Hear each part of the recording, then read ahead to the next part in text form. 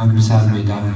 우리 인간의 제일된 목적이 하나님을 영화롭게 하는 것이고, 하나님을 영화롭게 하나님이 있을 때 인간이 가장 인간다워지고 자유로워지고 나다워지고 의미가 있게 된 것을 주님께 고백하면서 영광이 지금 오는 시간에 저희들 예배 가운데 우리 임하게 해 주옵시고, 하나님의 영광이 우리 영혼 속에 이 예배 속에 드러나게 임하게 하여 주시옵소서. 오늘 시간에 예배 드리면 이 예배를 위해서 준비하고 또 기도하고 또 말씀을 보고 또 찬양하고 또 때로는 청소하고 또 식당에서 권사님은 또 식사를 준비하고 이 모든 것이 우리의 예배인 것을 믿고 감사드리며, 이것뿐만 아니라 우리가 날마다 큐티와 삶 속에서, 직장 속에서, 사업 속에서, 가정 속에서, 자녀 속에서 하나님께서 일어나는 모든 우리의 삶이 주님 앞에 거룩한 예배인 것을 믿고 주님 앞에 나아가는 귀한 시간 되며, 오늘 시간 특히 안식의 대회 예배에 주님이 임재하시고 역사하시고 말씀하시고 고칠 것은 고쳐주시고 말씀할 것 말씀하여 주시고 우리의 영혼이 일어나 복귀하는 하나님의 성령의 놀라운 역사의 말씀에 시간 되게 해 주시옵소서. 예수님의 이름으로 기도드립니다. 대중적인 설교 라기보다는 대체로 우리 한비전 학생과 또 한부모 또 이를 위해서 기도하는 지사님들 대회 멤버이기 때문에 말씀을 좀 이렇게 좀 하다하게 딱딱하게 하는 것이 좀 단점이긴 해요. 그래서 이해해 주시고, 오늘 주제는 성령 강림, 굉장히 흥미로운 예배소에서의 성령 강림, 굉장히 흥미로운 주제이면서도 또 굉장히 무거운 좀 여러 가지 좀 어려운 그런 말씀이기도 해요. 또 오늘 제가 설교가 2장이나 돼가지고 막 질릴 수 있는데 하는 데까지 시간 안에서 할 테니까 너무 걱정하지 마시고, 또 이 말씀을 다 알려고 하지 말고 듣기는 충실히 듣고, 여러분 우리 안에 하나님 나에게 주신 말씀 한 가지만이라도 잘 새겨 듣도록 그렇게 하고, 저는 또 목사니까 오늘 19장 말씀 전체를 우리가 이제 묵상하고 하나님의 말씀을 전하도록 그렇게 하겠습니다. 여러분 설교안을 좀 보시면서 좀 하겠습니다.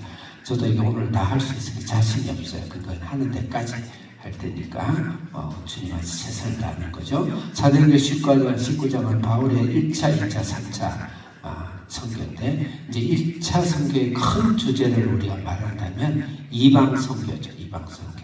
그걸 위해서 사도행전 1장부터 13장까지 예루살렘과 사도들이 얼마나 매를 맞았습니까? 세상에서 매를 맞을 뿐만 아니라 하나님께도 사실은 다스림을 받았어요. 그래서 이제 그것을 어쩌면 강제 선교를 시켰어요. 그러고 나서 자발적으로 자원에서 선교를 시작한 것이 13장, 사도행전 13장, 사도 바울과 바나바를 통해서 포문을 열었어요. 그러면서 이것을 세계 선교다, 바울의 세계 선교다, 이렇게 제목을 할 수 있고, 1차 전도는 제가 설명을 다 하지는 않겠지만 큰 주제는 최초의 이방 선교, 완전한 이방 지역과 이방 선교를 가는 거죠.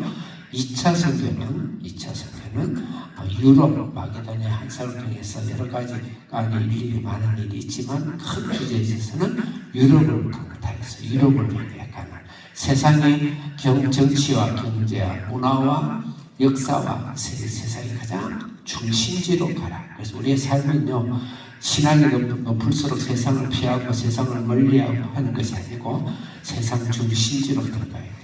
학문이면 학문, 가정이면 가정, 직업이면 직업, 직장이면 직장.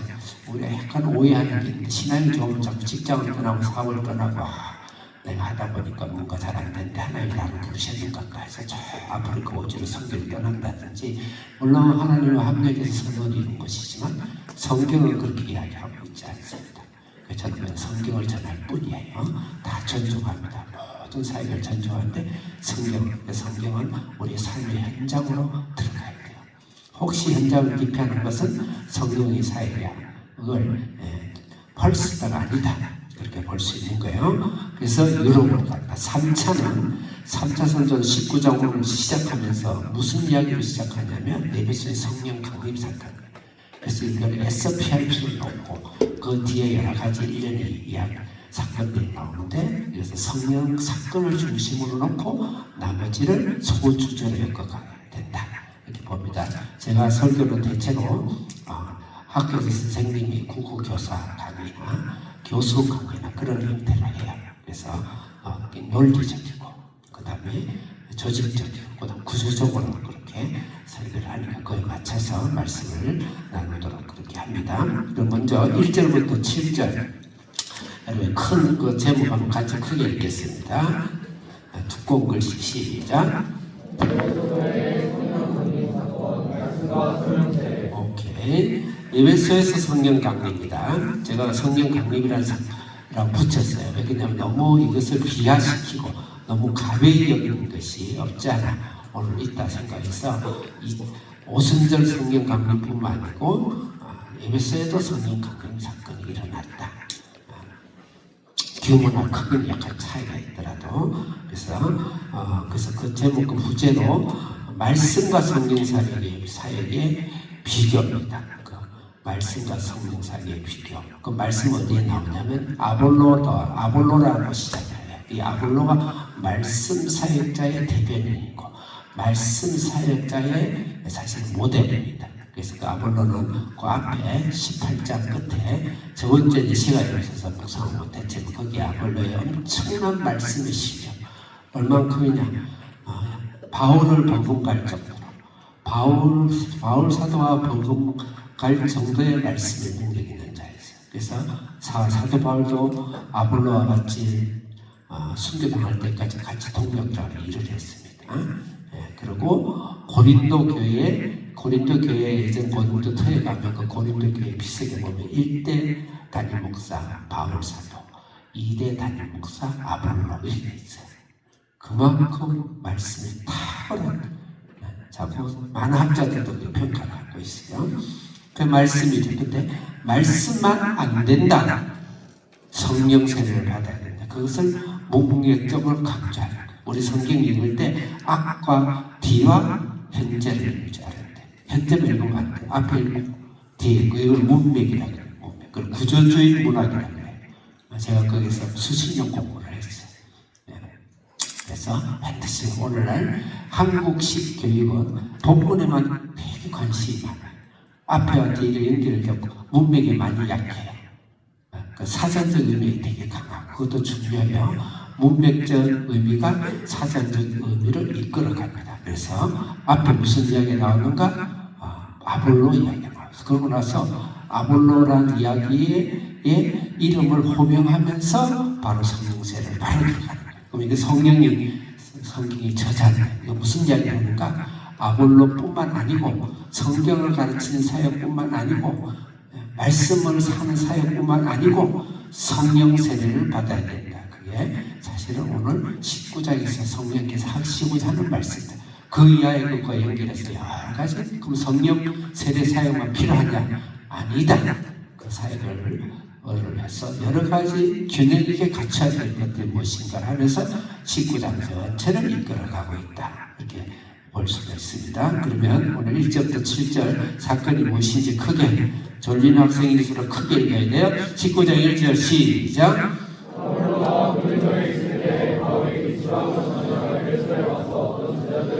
아볼로를 분단시키죠. 근데 여기서 주 메시지는 성령 이야기예요. 자, 2절 읽겠습니다. 크게 시작.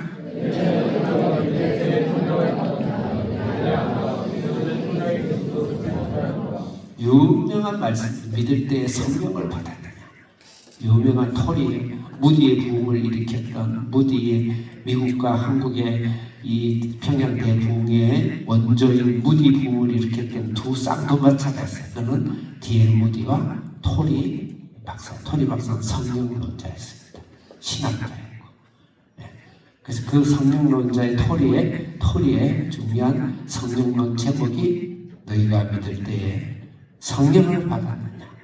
그렇게 시작을 해요. 성령을 받았느냐. 여기서 믿을 때 성령을 받았느냐. 성령이 있음을 듣지도 못했다. 3절 읽겠습니다. 크게 시작.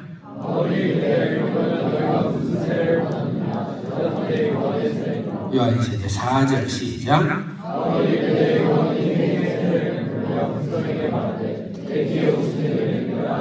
사도 바울이 교정을 해서 예수 세례를 주고 5절 시작.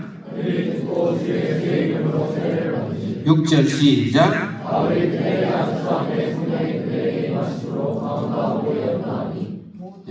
성령이 임하셨다. 아마 이 앞에 성령 세례를 지금 바울에게 안수를 안 받아도 구원을 받았을 거라고 봅니다. 또 많은 학자들 그 동의해요. 저도 그렇게 봐요. 구원을 받았어요. 구원을 받았지만 예수 이름으로 다시 세례 준다는 것은 사도 바울이 다시 성령 세례를 강조하기 위해서 다시 한번 조정해 주는 거예요. 그리고 성령 세례를 주더라고 그랬죠. 성령 세례. 예수 믿으면 다 성령을 받은 거예요. 성령 세례를 받은 거란 말입니다. 그럼 여기서 성령 세례는 뭔가? 바깥 능력, 은사 세례를 이야기하는 거예요. 그 두 가지 다 포함하는 거예요. 성령은 내 안에 있는 세례, 내 안의 성령과 바깥에서 일어나는 성령 세례 두 가지가 다 있다는 것을 지금 이야기하는 거예요. 사도행전은 계속 그걸 이야기하고 있어요. 오늘 중요한 그 뒤에 방언도 하고 예언도 하고 이게 이제 사실은 고민거리라는 거죠. 그냥 내적인 성령이다 그렇게 말하고 넘어갈 수 있어요. 그런데 그 뒤에 방언도 하고 예언도 했다. 그렇기 때문에 그냥 넘어갈 수가 없는 거예요. 말씀을 신중히 생각하고 받을 것 받고 그 다음 정리할 것 정리해야 돼요. 이것은 성령 세례, 은사를 이야기하는 겁니다. 성령 세례. 그 다음에 그러면 여기에 대해서 이제 아볼로에 대해서 먼저 이야기하겠습니다. 아볼로. 그럼 이 말씀을 하기 전에 아볼로에 대해서는 어떻게 이야기하고 있는가? 여러분 한 장 넘겨보세요. 사도행전 18장. 사도행전 18장 24절. 사도행전 18장 24절 같이 읽겠습니다. 시작.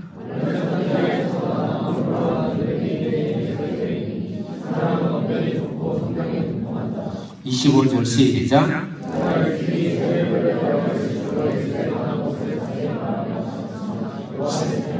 26절 시작.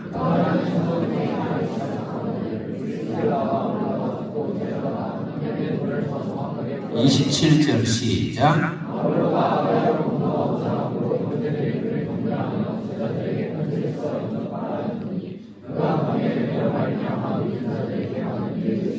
28절 시작.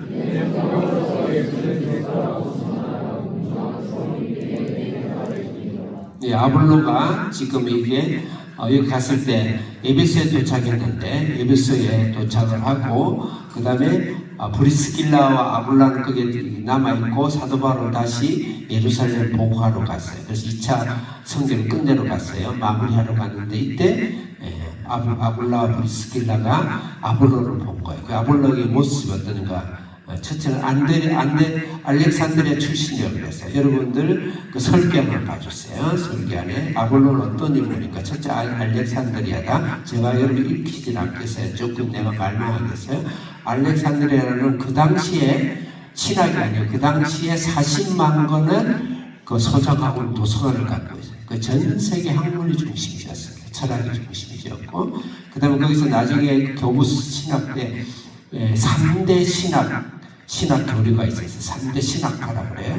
그 중에 알렉산드리 학파, 안디옥 학파, 갑바도기아 학파, 세계 학파가 지금 오늘날 이 교회를 이끌어가고 신학을 만든 거예요. 그 중에 알렉산드리 학파가 가장 중심 오리겐이 그 후계자였는데, 플라톤의 영향을 받고 그 플라톤 그 뒤에는 성 어거스틴의 영향을 받고 그 성 어거스틴의 영향을 칼빈이 받은 거예요. 그만큼 교리적으로 탁월한 곳입니다. 그래서 거기에서 아주 뛰어난 아마 사실 인물이 아니었겠는가 이렇게 보는 거예요. 그 다음에 엄별 24절은 엄별이 좋더라. 엄별이 좋더라는 것은 논리와 수사학과 논증에 강했어요. 그 마지막 절을 보면 한 번도 누구한테 진 적이 없다고 그러거든요. 유대인들하고 가가지고 이 성경 결투를 불러가지고 해가지고 그 소피스트 학파라고 논리와 논증과 수사학이 그 학문이었어요. 철학이었는데 이게 알렉산드리아가 아주 뛰어났었어요. 아마 그런 훈련을 받지 않았던가. 그다음 성경이 눈통이었다. 랍비 교육이죠. 성경이 완전 눈통이 랍비 교육 받은 거예요. 그다음 일찍 주의 도를 받았더라. 이 조기 교육이죠. 우리 한비전에 한번 들어온 것 같아요. 그 당시 조기 교육을 받았다는 말씀으로 사실은 사도 바울도 다수가 고향인데 아마 조기 교육으로 예루살렘에 가서 가마리엘 문화생이 되지 않을까. 그래서 7대 학자죠. 그래서 이 아볼로도 이 바울을 능가하는 그 정도의 지식이 있고 성경학자입니다. 그 다음에 예수에 관해 자세히 풀었다. 그러니까 예수가 몰랐던 예수를 믿은 사람이에요. 그걸 성경적으로 증명이 되는 거예요. 그런데 세례 요한만 알고 있더라. 그래서 이것은 바울이나 베드로의 어떤 영향을 받은 것이 아니고 세례 요한의 제자들에 의해서 이렇게 믹스된 신앙인가. 또 오순절에 예루살렘 마가다라고 오순절을 그때 성령 세례를 받고 디아스포라에 의해서 예수를 전해받은 어떤 이유는 모르지만 어쨌든 성령의 내적인 사역은 분명히 있었다고 봐요. 아볼로가. 그런데 외적인 성령 방언과 예언과는 이런 사역에 대해서 워낙 학문적으로만 갖춰져 있지 이 부분에 있어서 없었다. 그렇게 이야기를 하고 있습니다. 그 다음에 7번에 보면 형제들이 아가야 고린도 교회의 대표 사역자로 추천을 하죠. 추천하죠. 그래서 나중에 사도 바울을 만나가지고 사도 바울의 말년까지 같이 아주 중요한 동역자로 사도 바울을 인정하는 그런 사역자라고. 얼마나 그 사역을 잘했냐면 나중에 사도 바울이 편지를 쓸 때 그 고린도에 여러 가지 파가 생겨요. 바울 파다, 아볼로 파다, 또 그리스도 파다, 무슨 파다 이렇게 할 때 그만큼 아볼로의 이 성경적 지식이나 이런 것이 대단했다 그렇게 볼 수가 있어요. 그래서 사도 바울을 인정하고 그것을 여러 곳에 아볼로를 사역자로 등단을 시킵니다. 그리고 아마 그 뒤에 브리스길라 아볼라 있었기 때문에 분명히 성령 세례를 받았을 거예요. 그렇게 보는 것입니다. 그럼 서신서에서 사도 바울이 아볼로를 어떻게 보고 있는지 아볼로를 인정하고 있었어요. 근데 고린도서 1장 12절 한계 선생님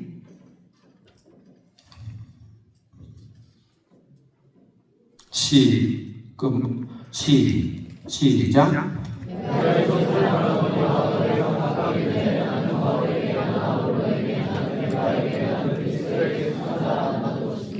이 개발은 베드로예요. 이 분파를 만들 정도로 그거는 이제 아볼로가 잘못한 게 아니고 그 고린도 교회의 미성숙이죠. 그 정도로 아볼로 영향이 컸다. 그 다음 말씀 몇 절이죠? 고린도 3장 6절 시작.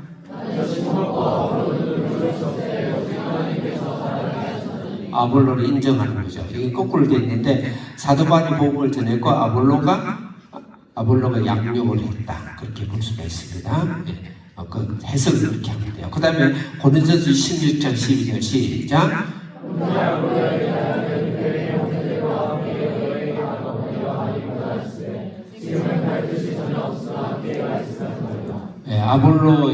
아볼로를 인정하고 있는 거죠. 그 다음에 디도서 3장 13절 마지막 한 번 더 읽겠습니다. 시작.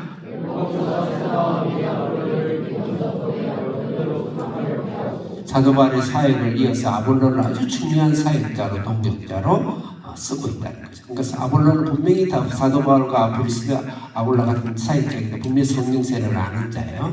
예수를 믿었어요. 그런데 이 아볼로가 성경을 강하게 가르치고 그 사도 바울을 만나기 전에 강하게 가르쳐서 에베소에서 그렇게 하고 있을 때 사도 바울이 등단을 해서 아볼로를 인정하면서 그것만이 안 된다. 반드시 성령 세례를 받아야 된다. 그 말이 사실은 오늘 굉장히 중요한 포인트가 되는 거예요. 자, 그러면 이제 8절 읽겠습니다. 19장 8절 읽겠습니다. 시작.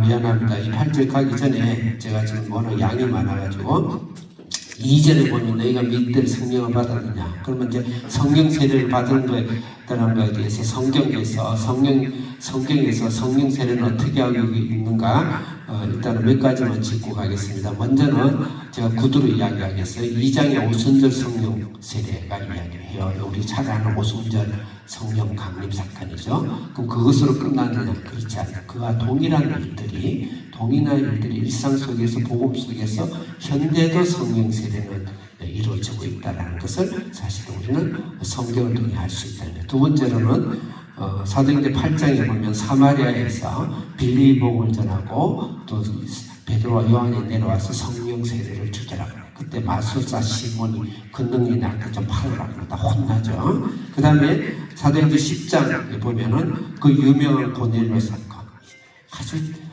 흉측스러운 바구니를 3번이나 내리면서 사도 베드로가 너 잡아먹어라. 그 말은 이방인에게 복음을 전하라. 그거죠. 그래서 나중에 그것을 성령을 통해서 말씀을 듣고 그리고 그것을 고넬료의 모든 지방과 그게 초청된 사람들에게 성령 세례를 주더라. 근데 그때 사도 베드로가 뭐라고 하냐면 우리가 받은 똑같은 성령 세례가 여기에서 있겠다. 그렇게 표현하고 있어요. 직시하고 있습니다. 지적하고 있어요. 이들이 하는 것이 우리와 같은 것이다. 그렇게 이 표현을 하고 있어요. 그 다음에 오늘 아주 중요한 사도행전 19장 1절은 성령 마가다락과 예순절 사도행전 2장에서 오순절 강림 사건 이후에 약 25년에서 30년 뒤의 일이에요. 그리고 위치도 예루살렘이나 유대 비슷한 사마리아 비슷한 데가 아니고 완전 물 건너 전혀 예전에는 알지도 못하고 상상지도 못하는 미지의 세계에서 세상과 우상과 타락과 세상의 모든 가치관을 갖고 있는 그 에베소 그 중심지에 갔어. 중심지에서 성령세례를 올려주고 있다. 그 말은 성령세례는 오늘도 현존한다. 그렇게 보는 것이 일단 성경에서 문맥적으로 옳다고 보는 거죠. 신학적으로는 각 신학을 존중하지만 선택과 결정하는 것은 존중하지만 성경적으로는 그렇다. 이렇게 볼 수가 있고 저도 그렇게 강하게 믿고 있습니다. 말씀 그대로 믿어야 되니까. 그럼 내가 성령 세례 받았나 안 받았나? 그것은 그 후차적인 문제예요. 그 다음 문제예요. 근데 우리가 그런데 너무 카테고리 속에 쌓여 있으면 그 고정관념, 전통 때문에 성령께서 성령 세례를 해가지 못하는 것들이 대부분이다. 그렇게 말씀을 드릴 수가 있어요. 그 다음에 예수님은 그럼 성령 세례에 대해서 어떻게 이야기하는가? 한기 선생님 사도행전 1장 4절 5절 읽겠습니다. 사도행전 1장 4절 5절 시작.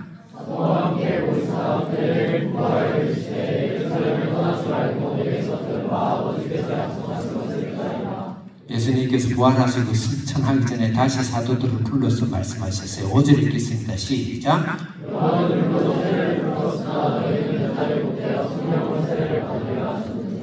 너희가 성령으로 받으리라 해서 그렇게 말씀하셨죠. 그 다음에 제자들에게 말씀하시고 사도행전 1장 8절 잘 알지만 같이 읽겠습니다. 시작.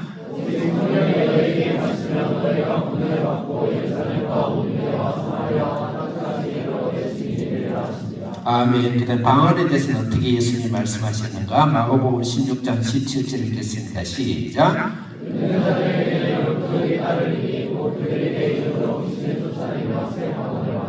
귀신 쫓아내고 새 방언을 말하라. 방언을 말씀하고 있죠. 그 다음에 요한복음 16장 13절 읽겠습니다. 시작.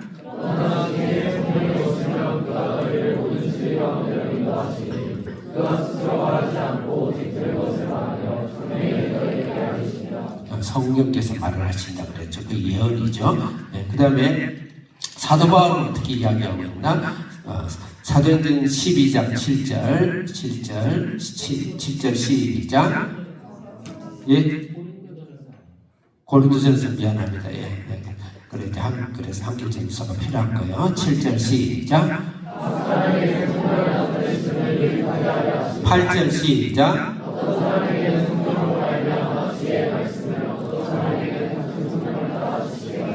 9절 시작. 10절 넘어가겠어요. 시작.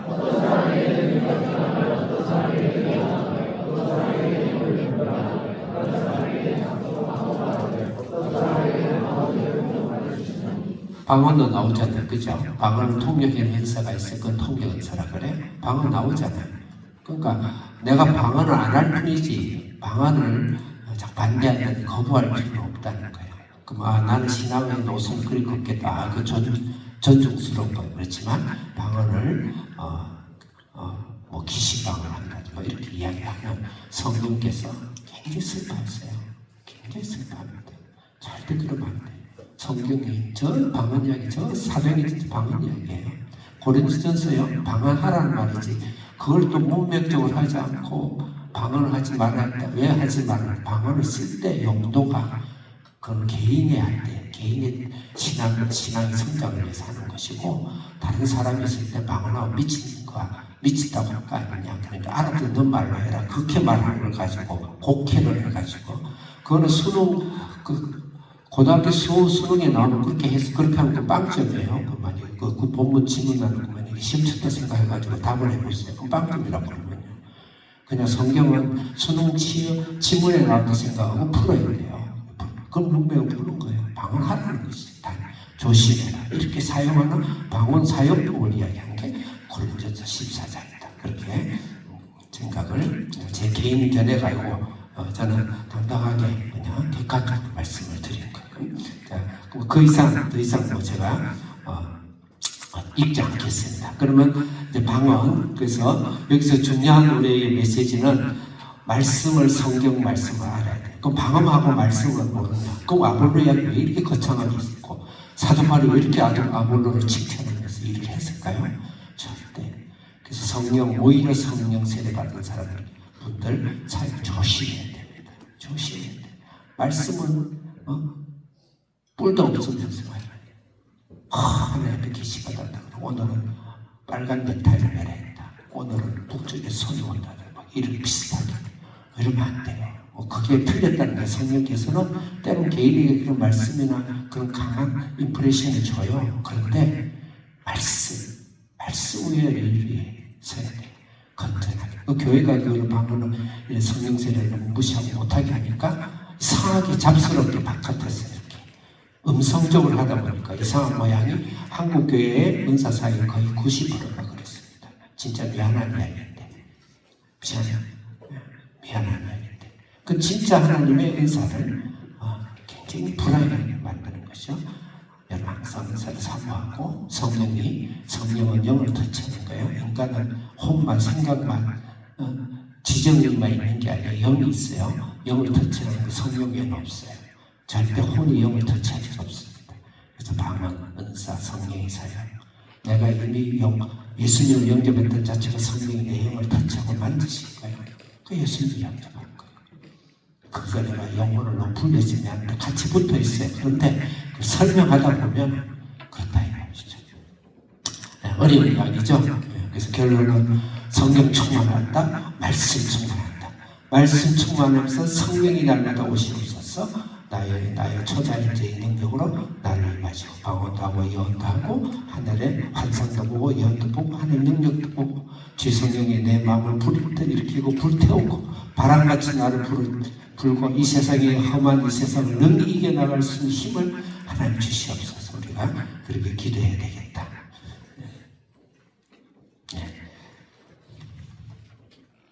그 다음 8절 읽겠습니다. 8절부터 12절을 내리다가 읽겠어요. 8절 시작.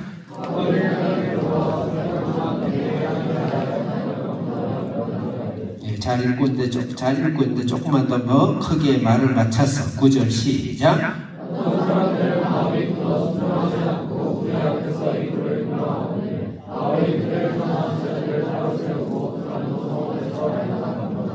(10절) 크게 시작.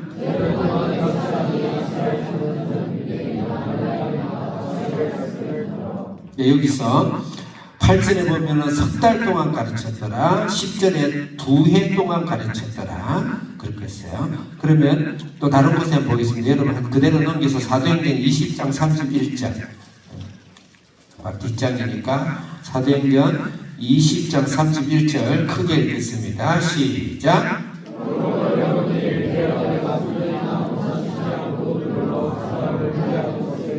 몇 년이라고 그랬어요? 네, 이거 이제 마지막 밀레도에서 고비를 선고할 때인데 3년이에요. 약 3년입니다. 어떤 학자는 2년 3개월이다, 2년 6개월이다, 3년이다, 그건 다 추측이죠. 여기서 3년이라 했으니까 그 금방까지 3년간을 예배소에서 지냈습니다.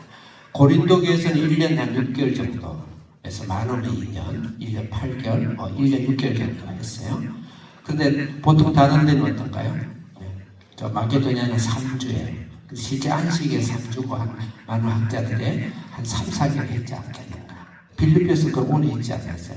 유독 에베소 교회, 고린도 교회에서 오래 있었습니다. 그럼 오래 있으려면 오래 있을 이유가 있다든지 환경이 돼야 되겠죠. 그걸 한번 곰곰하게 생각해야 돼요. 그 두 군데에 있었을 때 특징을 몇 가지만 있는데라고 생각해 보세요. 우리 학생들은 저번주도 성경 말씀 묵상하니까 우리 학생들이 거의 성경 박사야. 5년간 퀴즈하고 이렇게 묵상하고 여러분 학교 나가면 여러분 거의 다른 사람들이 성경 박사라니까. 공통점이 뭔가 여기서 놓칠 수 없는 것은 브리스길라와 아굴라입니다. 브리스길라와 아굴라. 고린도에 그 말씀을 좀 찾아보겠습니다. 19장 8절 8절인데 그 다음에 브리스길라와 아굴라가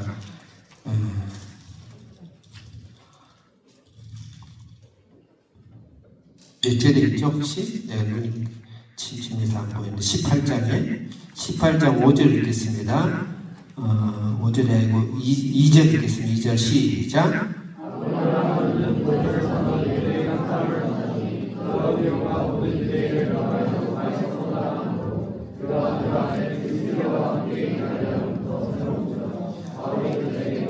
자, 간 이유가 뭐냐면 3절 시작.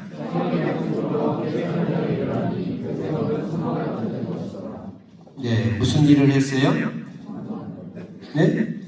천막 만든 일을 했죠. 천막 만든 일을 하고 브리스길라 아굴라가 이 에베소로 같이 따라왔습니다. 그 에베소에서 쪽 연구를 해보면 에베소에도 거의 한 3년간 브리스길라 아굴라가 사역을 했어요.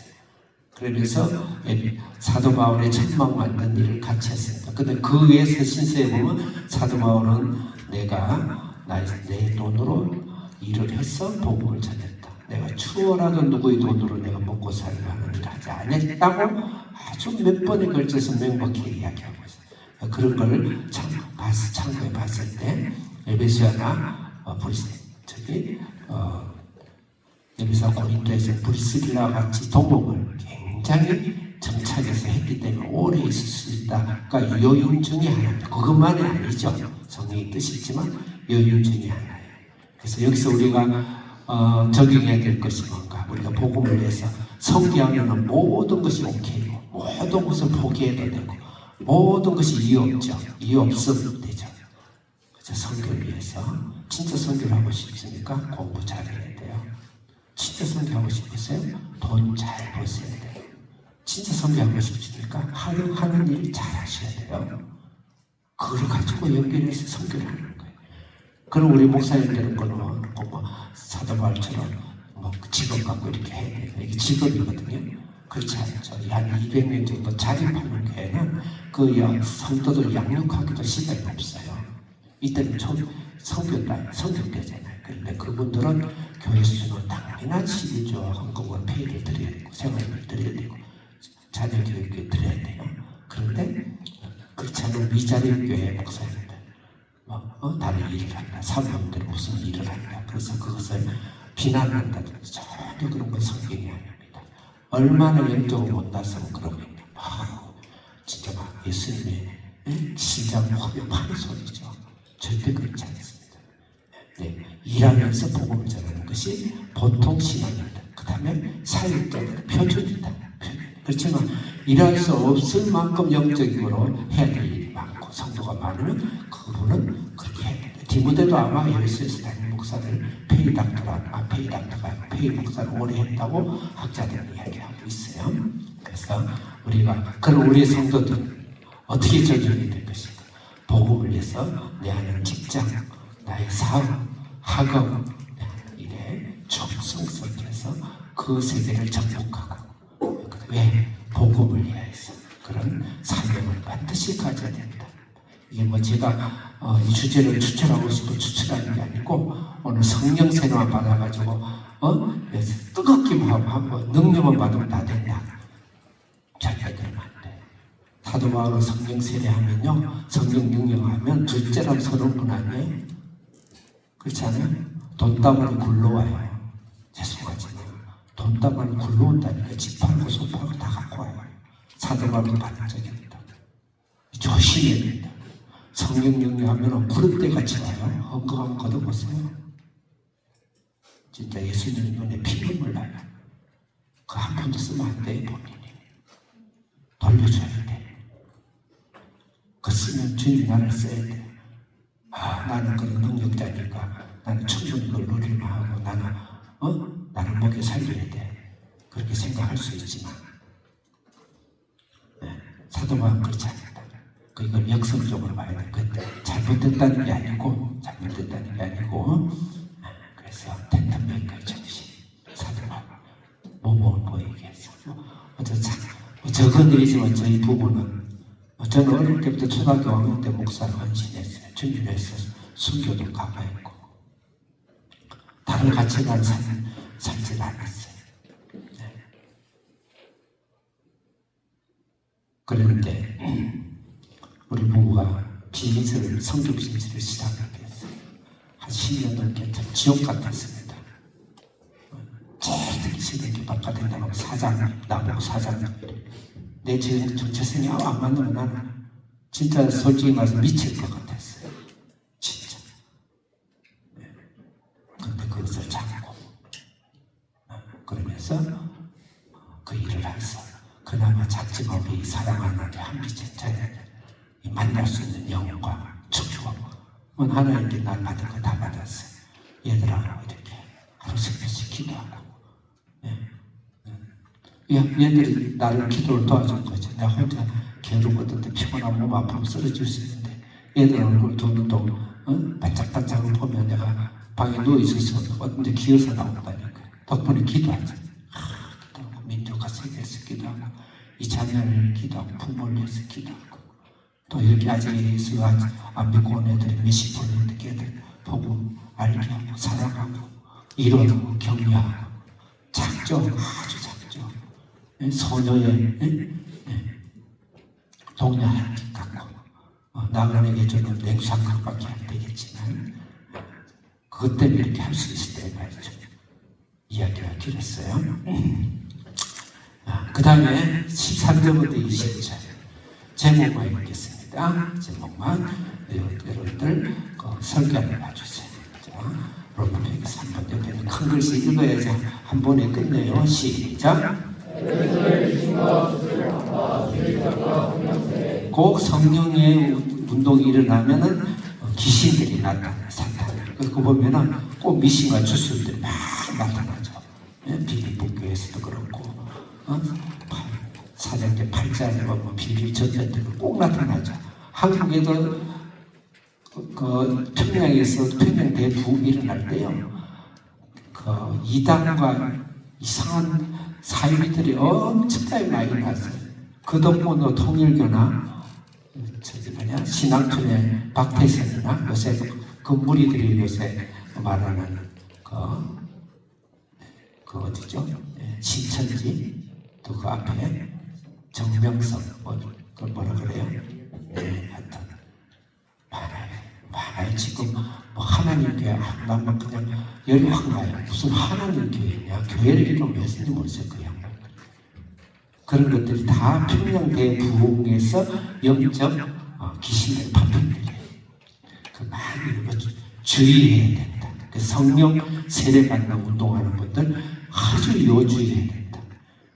왜 이래 일어날까? 말씀이 없으면 이렇게 갑니다. 말씀이 없으면. 그리고 귀신들이 마치 성령인 척하고 와서 들어붙어요. 그래서 조심해야 되겠다. 그 다음에 21절부터 22절 크게 주제를 크게 읽겠습니다. 시작. 이번에 좀 다시 읽어야 되겠어. 빨리 해서 빨리 밥 먹어야 되겠지. 시작. 여기서 21절 22절은 나는 로마도 보아야 하리라. 그러면서 그 성령 세례된 것을 에베소를 등지고 이제 로마를 갑니다. 로마를 가는데 이 말씀이 나중에 21장 시간상 안 읽겠어. 21장을 보면 빌립의 딸들이 그 성령 세례가 굉장히 충만했던 때인데 막 예언도 일어나고 그 실제입니다. 근데 거기에 사도 바울이 갔는데 네 목 이렇게 잡혀가지고 수갑채에 가서 네 죽는다. 그때 사도 바울이 나는 죽기도 좋다. 목숨을 위해서 로마도 가야 하리라. 복음을 전하리라. 그럼 성령 세례를 어떻게 써야 되는가? 성령 세례 무조건 많이 받는다는 것이 그것은 하나님의 뜻이 아니에요.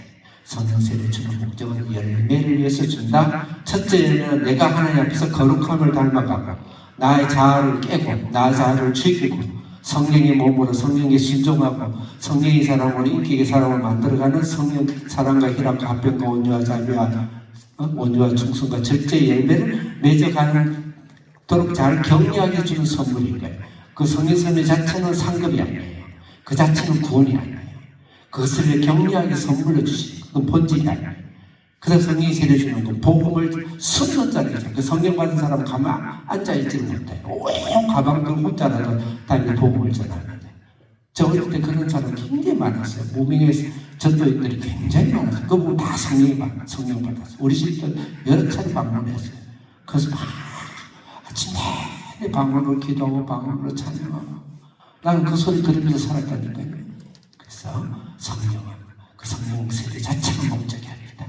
그것을 이야기하는 거예요. 마지막으로 23절에서 41절 옆에 있는 큰 글씨 읽겠습니다. 시작. 이게 이제 조합이 전체 조합이 일어나서 거기다 모든 미신들이 다 떠나가니까 자기도 굶어 죽게 생긴 거예요. 우리가 한국에 예술들이 막 일어나면 술집, 노래방, 하여튼 밤나이트 다 문 닫겠죠 만약에. 근데 사도 때는 그렇게 일어났어요. 그러니까 이들이 이제 이것들 쓸어내야 된다 가지고 이제 데모가 일어난 거죠. 그때 누가 도왔냐면 이때 최고의 서기장, 그 도시의 시장 체인이가 나타나서 잘못하면 큰일 난다. 손대지 말아라 그랬어요.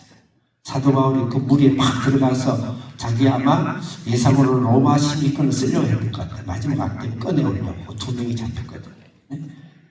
근데 여기 앞서 18장에 누가 일어났냐면 총독 갈리오라는 사람이 있어요. 총독 갈리오.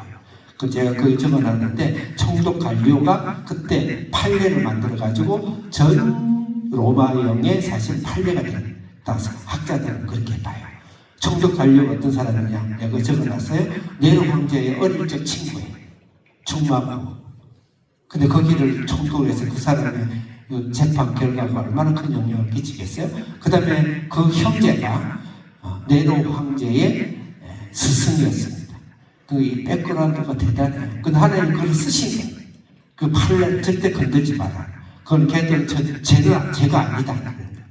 그래서 우리가 복음을 전하는 데 있어서 길을 갈 때 막지 않고 물을 주고 물을 살 수 있고 먹을 것을 살 수 있고 여호수아처럼 그 길을 성령이 준비하셨다. 그래서 우리는 복음을 위해서 성경을 무조건 기도해서만 그게 복음의 문이 열리도록 정치적으로, 사회적으로, 제도적으로, 법적으로 열리도록 기도해. 하나님 반드시 그걸 쓰세요. 이 대한민국에도 교회가 잘못돼서 하는 벌을 지금 주고 있지만 하나님 교회가 교회답게 크도록 정치와 사회와 제도가 교회를 죽이지 않고 교회를 억울하게 매일 쓰고 교회를 완전히 그냥 쓰레기 잡으러 되었어요. 목사는 목사를 하지 않나. 하나님 그렇게 하지 않도록 우리 기도하고 기독교인들은 그런 교회 하나님이나 정부가 교회를 복음을 전하는 데 방해하지 않는 정부가 되도록 특별히 기도해야 됩니다. 같이 기도하겠습니다. 주여 주여 세 번 외치고 우리가 복음을 위해서 직장과 사업과 학원에 열심히 들어가서 하나님 복음의 사람이 되게 하시고 또 성령의 능력으로 오늘 성령의 은사와 능력을 받고 또 말씀의 사람이 되도록 하고 또 더 나아가서 우리의 이 땅에 복음을 전해지는 그런 귀한 하나님의 제도와 정치와 전세계 성경문을 열어주시도록 주여 한번 기도하겠습니다. 주여 역사하시고 살아계신 하나님 아버지, 오늘 주님의 19장에 아버지 하나님의 긴 말씀을 주셨습니다. 하오나 우리에게 한 말씀이라도 우리 가슴을 사로잡게 하시옵소서. 말씀이 단지 우리 지식으로 끝나지 않고 성령의 검으로 우리 영혼을 치어서 우리 영을 아버지 하나님 새롭게 하고 영이 열리고 영이 살같이 부드러워져서 하나님을 아버지를 만나고 하나님의 성령으로 더욱 아버지 하나님의 사람이 될 수 있도록 오늘 이 시간에 성령으로 안으로 밖으로 성령을 우리가 무시하지 않고 그 성령이 내 인생을 이끌어가고 우리의 가정을 이끌어가고 우리의 자녀들을 이끌어가고 우리 학교와 이 교회를 이끌어가는 주님을 향하여서 강력하게 주님 기도하며 주님 앞에 우리 고백할 수 있고 주님 앞에 기도할 수 있게 해주시고, 특별히 아산으로 이제 내일 모레 이사 가는데 이 아산이 인간의 아버지이며 이동이 아니라 성령께서 이 나라와 이 민족을 이 어린 청소년들이 이 사탄과 죽음의 아버지를 강가로 몰려가는 이곳에서 어떻게든 주님의 심장을 갖고 그들을 구원해낼 수 있는 작은 일이지만 그 일을 할 수 있는 하나님의 큰 섭리가 담긴 이사가 되도록 하시고 모든 안전석에 주님께서 지켜주시옵소서. 예수님의 이름으로 기도드립니다. 아멘.